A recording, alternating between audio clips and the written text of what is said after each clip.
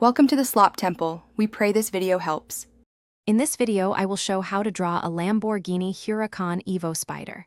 First, let's establish the basic proportions. Begin by lightly sketching the car's overall length and width on your page. Think about a low, wide stance. Next, gently outline the main body shape, paying attention to its sleek, aerodynamic form. Finally, define the positions for the wheel arches and the car's ground clearance. These initial lines are your foundation. Now, let's refine the iconic body lines. Start by adding the sharp, angular creases that define the Huracan's aggressive look, especially along the sides. Carefully outline the windshield and side windows, ensuring they follow the car's sleek profile. Then, smooth out the hood and roof contours, making sure they flow seamlessly into the rest of the body.